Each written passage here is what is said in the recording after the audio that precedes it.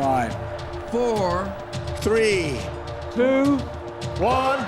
but who's counting, right? And his name is Major. Oh, ladies and gentlemen. Please welcome Major Garrett.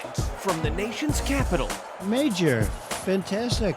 it's The Takeout. This is a major achievement. With CBS News Chief Washington Correspondent, Major Garrett, yes, CBS, yes, hi. Major Garrett. Major, that's nonsense, and you should know better. Is Major out of the doghouse? The answer is yes.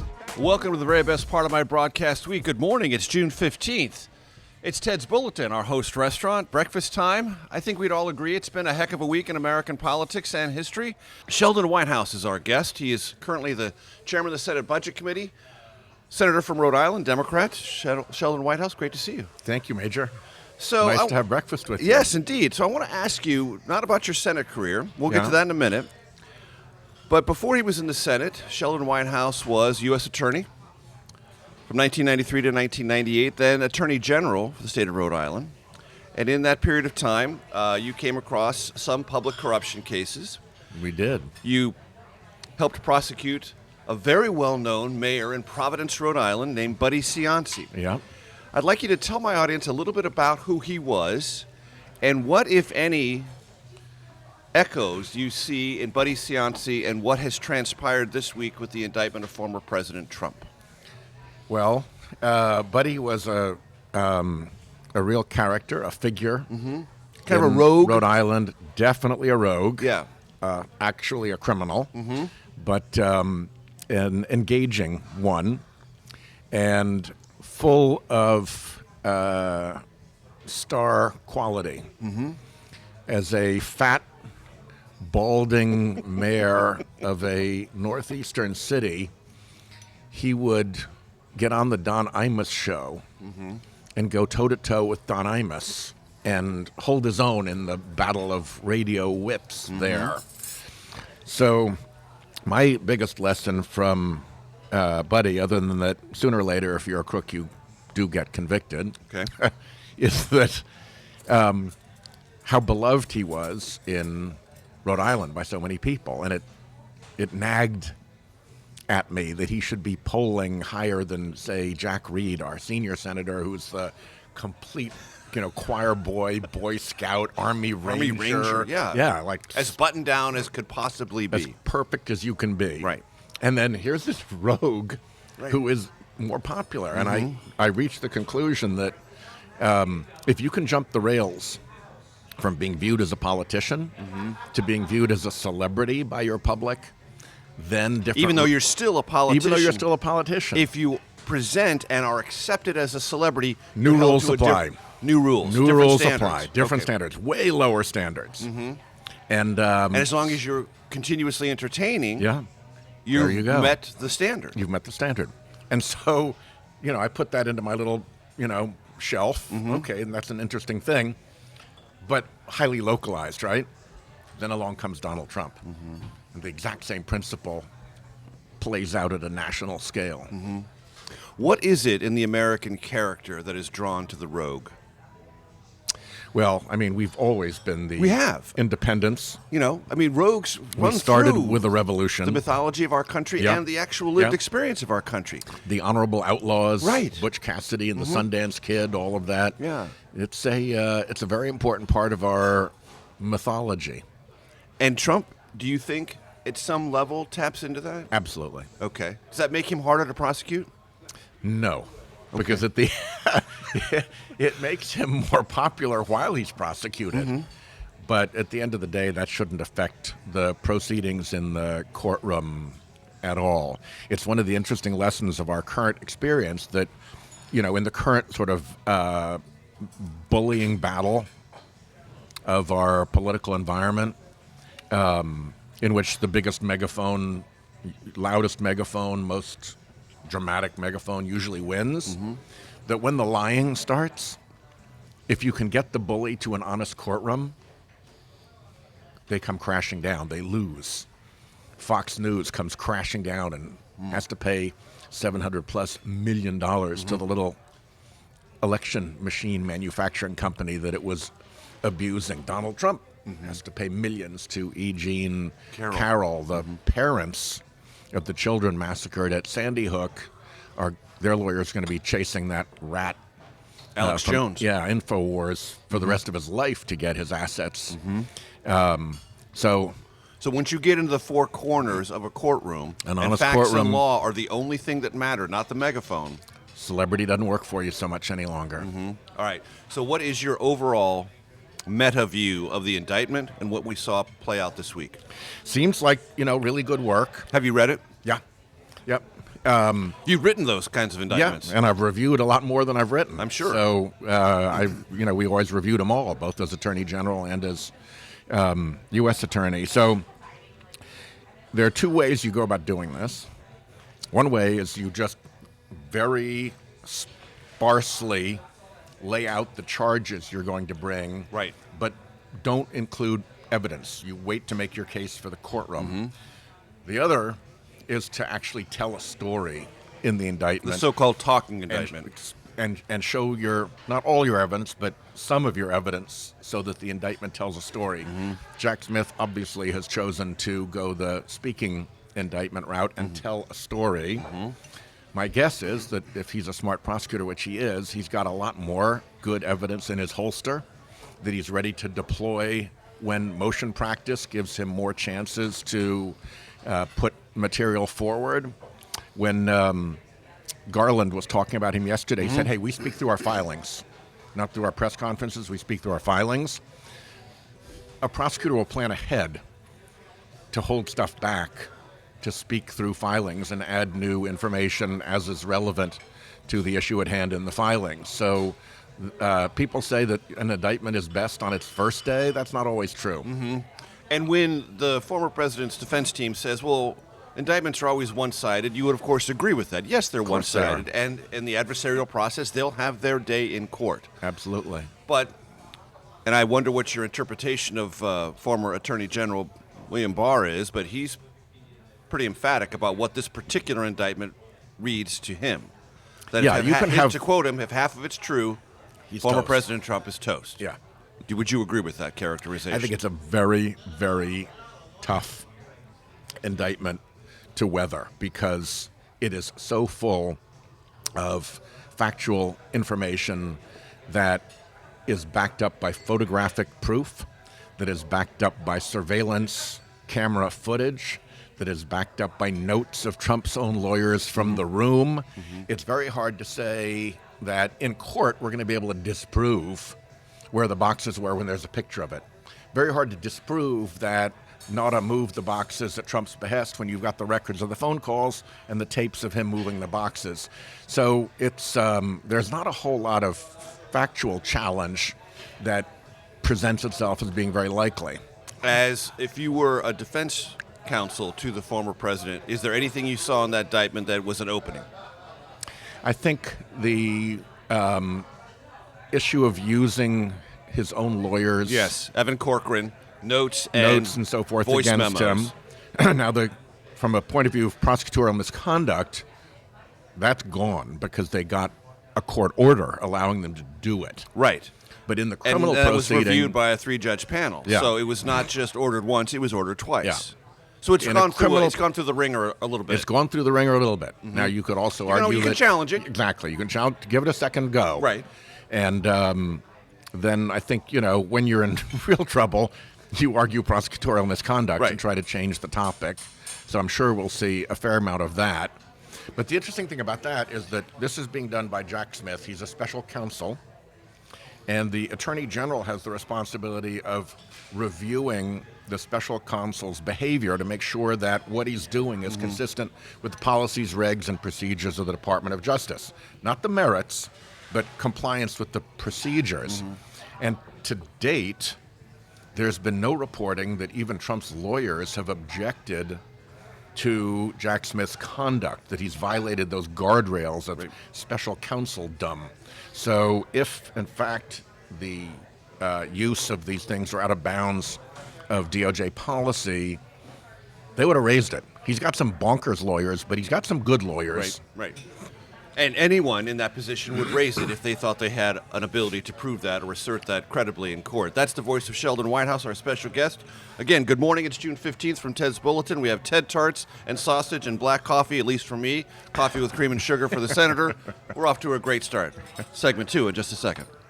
And this is going to be concluded in an honest courtroom where all of his big talk counts for absolutely nothing at all. It is irrelevant.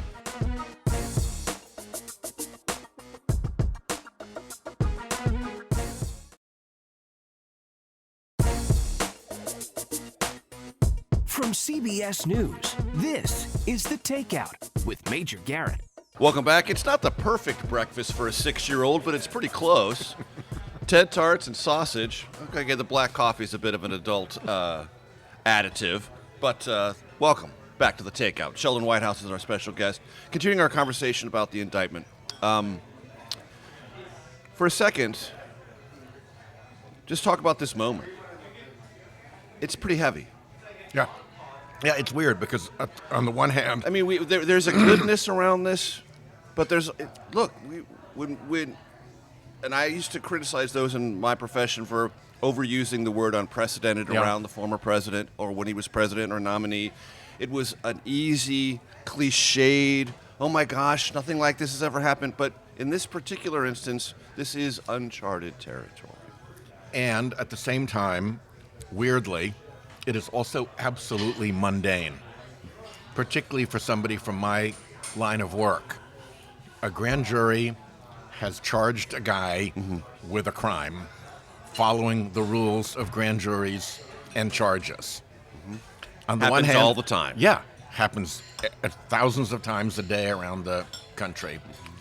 And yet, in this particular case, it's the former president, and that puts a whole new light on it. But you shouldn't overlook the fact of how mundane and ordinary this is. In the sense that it's a transgression.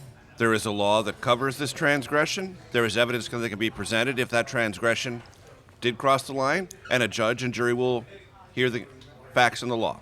Consistent with ancient American traditions. And yet, you've heard the rhetoric. I was at Bedminster at the post-indictment cocktail party, the second I've attended. It's kind of a rarity in American life, a post-indictment cocktail party. There was one in Mar-a-Lago, one in Bedminster. And the president said that Jack Smith, the special counsel, is a lunatic thug, that this is the worst transgression in American justice in our history, that the Biden presidency is the most corrupt presidency in our country's history, and no one is a greater victim than he. Also, near the end, he said he has been the victim of a 7-year government campaign of psychological warfare. I'd like you to evaluate what I just accurately described the former president saying in his defense. So this individual has thrived in an environment where he can dominate the publicity of things and use his gift for bullying to great advantage, including in legal proceedings. I mean, if you look at people who've had litigation with him before, it's really had very little to do with actual courtroom stuff. It always is the courtroom and the litigation as the platform for a larger public conversation to bully and put pressure on and shout about and all of that. And I think what the president misunderstands here is that experienced prosecutors don't care about that. That's deep noise way off to the side. They're going to go about their business, and this is going to be concluded in an honest courtroom where all of his big talk counts for absolutely nothing at all. It is irrelevant. And I think that's the realization that he ultimately is going to have to come to. He is playing with tools and weaponry for one field of battle, and Jack Smith is going to drag him into a completely different field of battle where that weaponry just doesn't apply. Is there any doubt in your mind, Senator Sheldon Whitehouse, that the courtroom, if it is Aileen Cannon's, will be a fair and just courtroom? Yeah, I think there's really room for doubt. Her opening decisions were pretty stunningly bad. And when I say pretty stunningly bad, I'm not just offering my opinion. They were appealed to the 11th Circuit, which is a notoriously conservative circuit, and really slapped back hard in a unusually firm and harshly worded decision. So the judges of her own appellate court have already put a real brand on her as an extremist who's in out of her depth. So two things can happen here. She can realize, oh my God, it's actually time to be a judge here and really settle into her role and do a good job. Or she can keep kind of playing the way she did before, out of bounds, and wait another slap down from the 11th Circuit. And thankfully, the special counsel has some time to sort out which way she's going to go, because in the early motion practice, he can appeal all of that. But when the jury's impaneled and jeopardy attaches, then her decisions become unreviewable on appeal. The prosecution just loses after jeopardy attaches. She dismisses the case, and it's dismissed.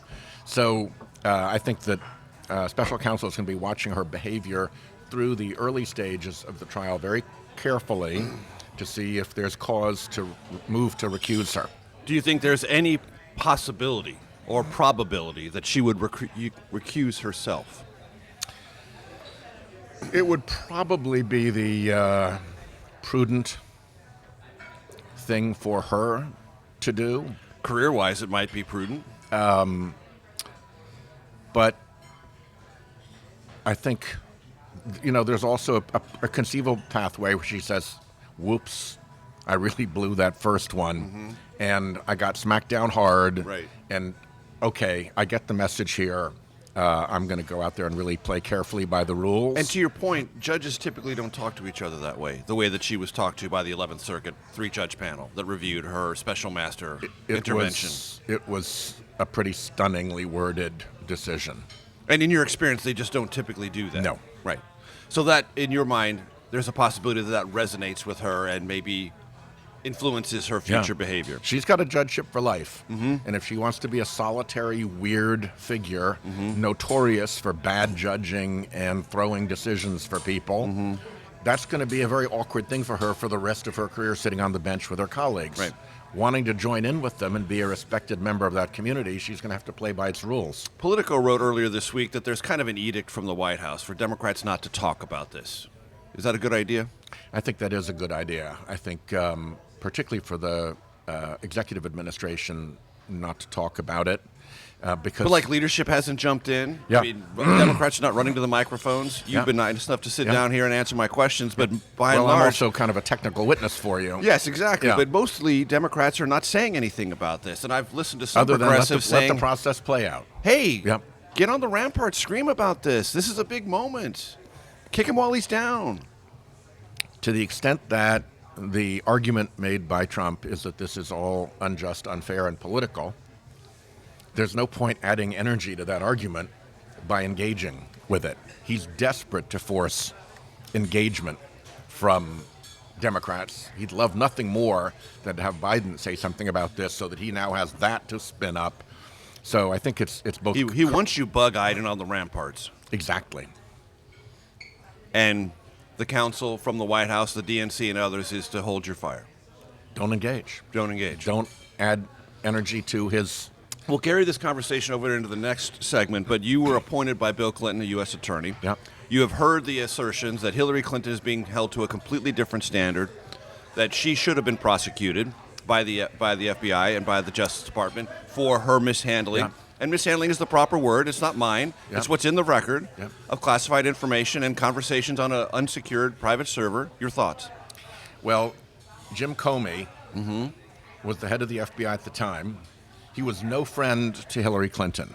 He repeatedly broke department rules By having a press conference. by having an unauthorized press conference on a matter he's not supposed to be talking about at At all. all.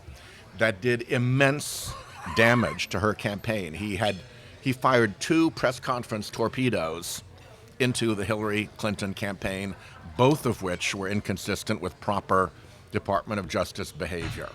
So this is no friend to Hillary Clinton. But at the end of the day, he said, after having looked at all of this, she was reckless. Some of this was irresponsible, but no reasonable prosecutor, he said, no reasonable prosecutor would charge a crime on these facts because there is no crime here to be charged. So that was what the FBI said. They had done the work. They're the same source. In this case, it's completely different because what the case is really about is not just Trump having documents, but the obstructive behavior Bingo. alleged after that. More on Bingo. that when we come back. It's Ted's Bulletin. It's breakfast time. It's June 15th. Sheldon Whitehouse is here. Back for segment 3 in just 1 second. to smear a citizen and then not file charges is a very, very bad prosecutive act.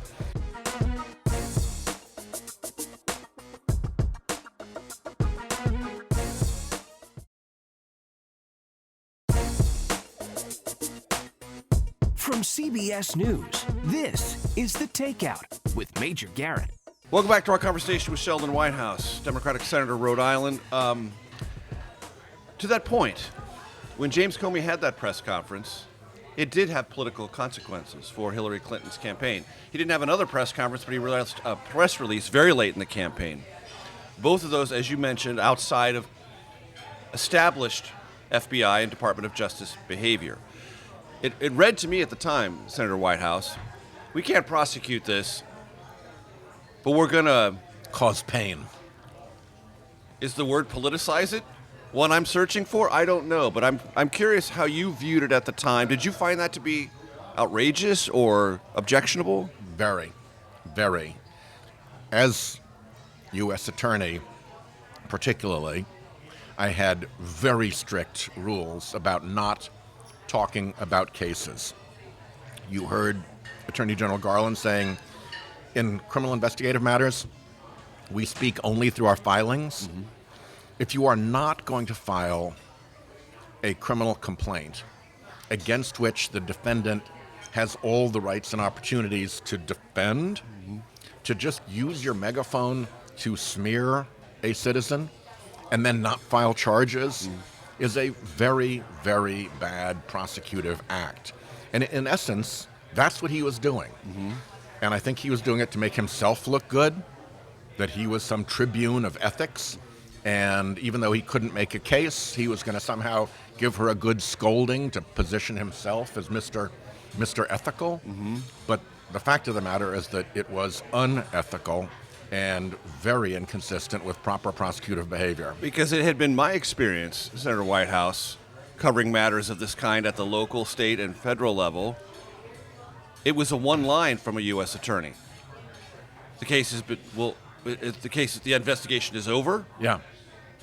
It has ended. Yeah. No charges will be filed. Period. Period. Not, oh, and by the way, he's sleeping with his secretary, and I disapprove of that. Right. So, and because I do think there is a kind of misremembering of the consequence of that press conference, how unusual it was, Yeah. and how athwart FBI and Department of Justice protocol it was. Yeah. And that it stood out as Yeah. a scolding. Yep. We can't prosecute this, but by God. But we're going to have a thing to say to you. And to your point, and as any rival campaign would, it was adroitly put to use by then nominee Trump. Lock her up. Yeah. Making this a huge issue. Yeah. Hey, Is Russia, that- find those Right, 30,000 Is that relevant emails. in this prosecution? His orientation to Hillary Clinton, his statements, is that relevant, or is that just sort of nominally on the record important but not central to a successful or unsuccessful prosecution? Within the four corners of the courtroom, I don't think it even comes in. Okay.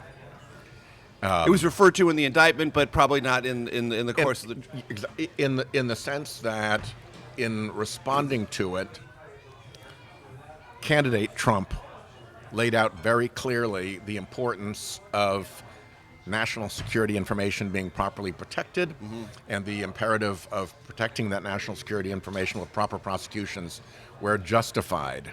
So he undercut any argument that, oh, I didn't know this was wrong. That's why that's in the indictment. That's not to bring the Hillary Clinton thing in. That's to show that he has basically given up any argument that, oh, really? These are national security documents? Oh, that's wrong? Something else happened this week I want to run by you. On the Senate floor, a long-serving member of the United States Senate, Charles Grassley, gave a speech earlier this week in which he said there is a document in the possession of the FBI that is partially redacted, but that he believes provides evidence suggestive that 17 different phone calls have been recorded, 15 with Hunter Biden, 2 with then Vice President Biden, that he asserted on the floor of the United States Senate would reveal a bribery scheme to influence U.S. policy and pay off the Biden family. Have you reviewed any of that information? Do you know anything about that, and what's your reaction? I haven't. And if you look at the pattern of Republican behavior towards Democratic presidents, it is always to throw accusations of misconduct and criminality at them that over time evaporate. But it becomes the theme of the day, and it allows them to rally their base. And at this point, there is literally zero public evidence to back up any of that. It's political assertions on the Senate floor. Do you consider Charles Grassley a serious person? He is my ranking member on the Budget Committee. We have done a lot of good work together. He has a long history of oversight in the United States Senate. He has a long history of aggressive oversight. Not always favorable to Republicans or Republican presidents. Not inevitably. Right? No, I actually like Chuck. Do you think he's off the rails on this one? I don't know, because I haven't seen these documents that are very restricted. 1023 is the terminology. Huh? 1023. It's a FBI form for with dealing with confidential sources. You're familiar with that in general. Only in general, yeah. Right. So I can't. To a dispassionate American, that. accusations like that sound serious. Yeah. To that dispassionate American who's like, well, now, but remember, lock obviously her up. Would be listening to say, okay, yes, you're a partisan Democrat, okay, but you're experienced in this field. What would you say? Hey, Senator, that sounds strange and troubling to me. Wait for real evidence. Eventually, these decisions, particularly if they have any criminal law aspect to them, need to be made on the basis of real evidence, not third-party surmise based on a statement from somebody else that may or may not be true by somebody who may or may not be credible, that's now been reported in a form that has never been subject to scrutiny and is now being used by partisan political figures. Guess what? Oh, to attack the president they're trying to defeat and discourage. Is that what this feels like to you at this point? Completely. Okay. Hunter Biden is under investigation, active investigation. That's not a secret in Washington. Not a secret. Do you think he's in jeopardy? I think it probably is fairly serious, which doesn't mean that he doesn't emerge from it, without charges at the end of the day. But it's not a frivolous thing. The investigation. The investigation. And some of his underlying conduct is troubling. I think he'd be the first to admit that. Yes. As a Democrat, do you find that politically jeopardizing for either the president or the party in general? The Hunter Bidenism of the campaign. I don't. I think Joe Biden has established himself in the public mind in a very solid way over many, many, many, many years of service. A family member with an acknowledged drug and drinking problem who went off the rails during episodes of that problem is a very familiar situation for many, many American families. And I don't think that whatever the problems are that Hunter Biden is ultimately proved to have had will do much to disturb the reputation and the brand of Joe Biden.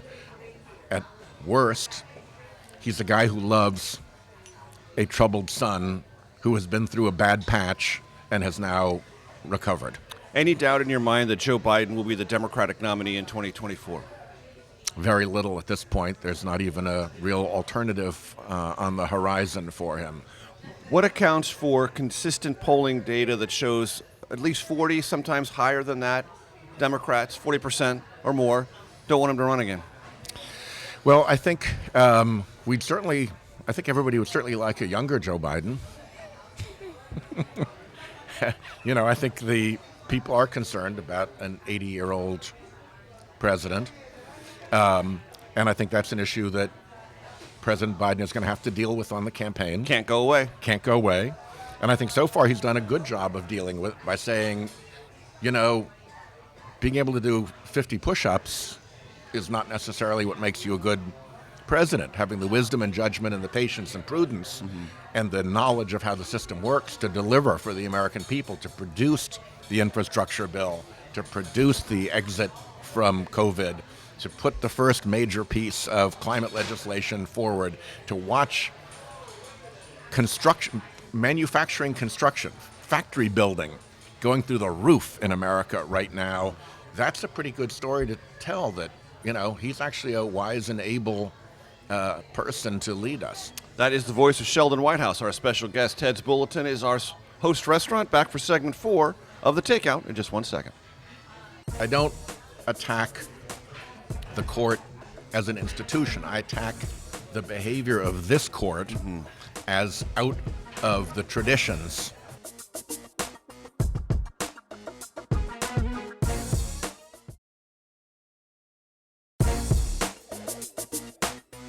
From CBS News, this is The Takeout with Major Garrett. Welcome back, Sheldon Whitehouse, our special guest. So, the Supreme Court is nearing the end of its summer session. There are several cases we're going to get opinions on. Yep. I want to get your thoughts on affirmative action, on the president's student loan relief efforts. Do you think either will be overturned by this Supreme Court? This is a Supreme Court right now that is very hard to predict. They have largely given up on following precedent if they don't like the precedent. The most predictable thing about them is the alignment of the majority's decisions with the interests of big right-wing donor groups.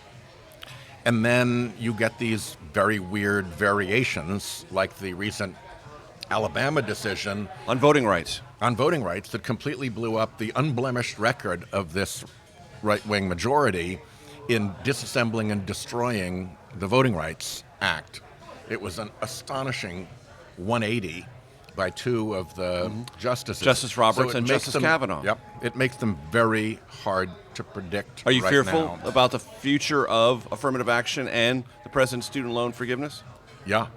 Yeah, absolutely. And you can go through a whole list of areas that are important to the Republican far right, where the Supreme Court has now become the delivery vehicle for the victories that they've been seeking in some cases for decades, whether it's dark money, anti-abortion, corporate power, lack of election transparency, all of that. And you have, in some of your speeches about the Supreme Court, suggested it is an illegitimate body for the very reasons you just suggested. Captured, yeah. Do you regret any of that rhetoric? Do you think No. that harms the idea of the solidity of American institutions? I reflected long and hard about how I should handle this. But once I had reached the conclusion, backed by a lot of evidence, that this was actually a captured court, in the same way that regulatory agencies have been captured through American history. You know, the railroad barons take over the Railroad Commission, put their people on it, and what do you know? Next thing you know, they're winning all the rate cases that they bring. That's the model. Regulatory capture imparted to the Supreme Court. Once you come to believe that, and I do believe that, and I think I could backstop my belief with a lot of evidence. I won't bore you with it all now, but I wrote a book about it. Sure, yes, indeed. Now your question is, would you prefer to have a captured court that nobody understands is captured? Or would you prefer to tell the truth about it, and through that truth, open the avenues for repair so that we have a proper court again? And that was a hard call, but I made it, and I stand by it. I don't regret it at all. Because there are those who look at the tenor of our times and say it is those on the right now who are constantly assailing institutions in our country, weakening their superstructure, their infrastructure, their foundations, and thereby weakening the entire experiment of this country. Yep. You don't associate your descriptions of the Supreme Court as a captured court in a similar vein. No, because I don't attack the court as an institution. I attack the behavior of this court as out of the traditions of the court as an institution, whether it's pattern of decisions or whether it's penchant for improper secrecy or whether it's violation of norms and ethics rules that every other federal judge has to follow. This is a court that has taken itself very much out of the traditional bounds of judicial behavior. And if there's one group that knows that I take some solace in the judgment of, it's other federal judges. And I think if you ask people, pretty much anybody who knows a federal judge, to have a quiet conversation with that federal judge about what they think of the Supreme Court's behavior, the feedback is pretty brutal. Because federal judges know what the rules are, so they know, like no other audience, how the Supreme Court has been misbehaving. I want you to finish this sentence for me if you could. When it comes to ethics and transparency, Associate Justice Clarence Thomas is? Out of bounds. Is that all? Well, out of bounds is a lot for a Supreme Court justice. And you know, some of the things that are... What is out of bounds specifically in your mind? Well, give you an example. One of the absolutely sort of mandatory guardrails for proper judging is to recuse from cases in which you have a conflict of interest. It's not only proper judicial behavior, it's actually a law that requires it. So a judge's recusal obligations are very significant. Here comes the January 6th case. The Supreme Court has to rule on whether or not the January 6th Commission can get access to communications with the White House. Within those communications are communications between Justice Thomas's wife and the White House Chief of Staff. He does not recuse himself, and he rules that the Commission should not get access to those communications. So that's as direct as it gets from your vantage. That's as direct as it gets. From your vantage point. And the key fact that will determine whether his failure to recuse was lawful or unlawful is what he knew about his wife's conduct, what he knew about her role in the insurrection activities at the time. That is a question of fact. It is the key question of fact to make that determination of lawfulness. And he has never made that clear. He has never been obliged to make a proper statement. Can the Senate do anything about that? Well, we're working our way towards it. At the moment, I've certainly raised the point often enough that I think there'll be pressure on the court to improve its behavior this way. And is a subpoena possible? Subpoenas are possible to look into this question for sure. Whether a subpoena is yet appropriate in terms of where we are in our investigative stage for a member of the court himself, and whether the court would actually allow itself to be subpoenaed. Those are all that open big questions. breath you took in is We're at an early suggestive that stage. it's heavy. That would be a heavy task.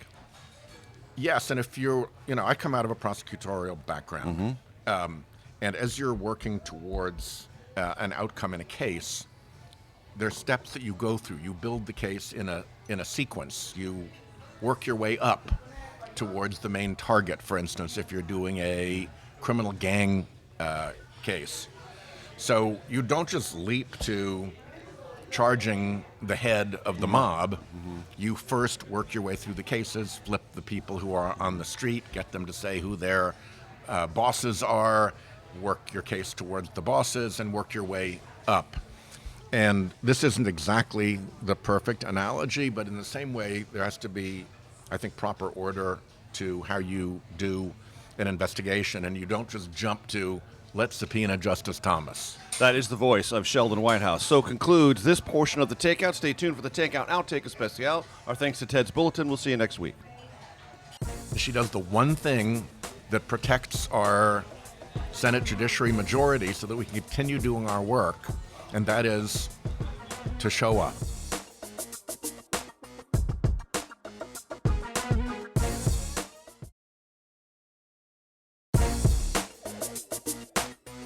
From CBS News, this is The Takeout with Major Garrett. Welcome to your Takeout Outtake Especial. Ted's Bulletin is our host restaurant. Sheldon Whitehouse, our special guest, chairman of the Budget Committee on the Senate side, Democrat from Rhode Island. Did the President of the United States, Senator Whitehouse, get fleeced in any way on the debt ceiling deal? I don't think so. I think... Are you happy with it? Not at all. Not at all. But I think once the Republicans in the House had created the dilemma of threatening the credit of the United States of America, two things were true. One, the president personally was masterful in negotiating that back to minimum damage. Second, nobody in the country got any advantage from this. It might have been minimum damage, but it was no good. And I think the president recognizes that, and I think that's why he's not going around taking big victory laps for his achievement. Politically, in the scrum of politics, masterful. For the public that he's out there to serve, that he cares about, nothing good in it, so let's move on. Why didn't the Senate Democrats pass their own debt ceiling piece of legislation to raise the debt ceiling and say, okay, House Republicans, you did your version, here's our, let's fight it out that way? Because the president had proposed a budget of his own. And you could have put that on the floor. In the Senate, there was really no need. There was no real objection to it. And the battle in this case was between the MAGA crowd and Speaker McCarthy and the president. Right. And as Mitch McConnell said, Senate's not in this. This is the Speaker and the president. And that's how it played out. So there was no point creating a sideshow when we were solid behind the president's budget, and we thought that was a good place to begin. How difficult is it a conversation within the Senate Democratic cloakroom about the future of Senator Feinstein? I think she's being astonishingly brave right now. Is she being unfairly pressured? I think people misunderstand the situation. The situation is that the rule that allowed the Republicans to block her having a temporary replacement on the Judiciary Committee while she was ill also allows them to block her having a permanent replacement if she resigns from the Judiciary Committee, also allows them to block her having a permanent replacement if she resigns from the Senate. So all this angst on the left and progressives saying, get her out of there, we can fix it this way. You can't fix it, is the what you're pressure telling. for her to resign puts into Mitch McConnell's hands the question whether Democrats control the Judiciary Committee. Why would you want to give that power to Mitch McConnell after you saw what he did to Justice Garland? How's she doing? I think it's really difficult. You know, she's a perfectionist about herself. She's one of the most talented women ever to serve, one of the most talented people ever to serve, and her physical condition is not good. And yet, she soldiers up, and she does the one thing that protects our Senate Judiciary majority so that we can continue doing our work, and that is to show up, to not resign, to be present, to vote, and to do her job. I admire that. You've seen enfeebled men serve in the Senate, haven't you? Oh, gosh, yes. Is she being held to an unfair standard? I think I'd go back to what I said earlier. I think the problem is people misunderstand what the circumstance is around her and what the consequences are of her resigning. And that misunderstanding is what drives all the intensity.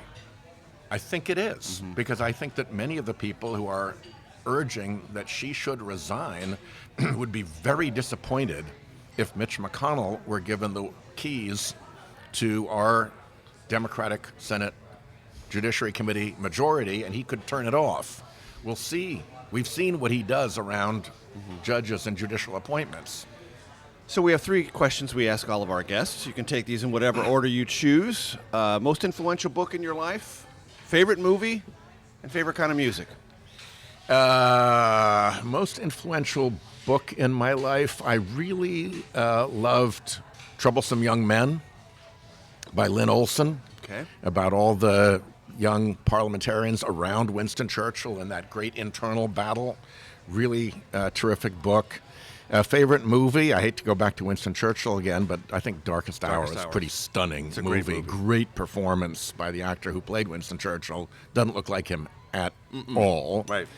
And favorite kind of music, I would say Traveling Wilburys and Willie Nelson. There you go. Sheldon Whitehouse, it's been a pleasure. Thanks so much, Senator. Thanks. We'll see you next week, folks.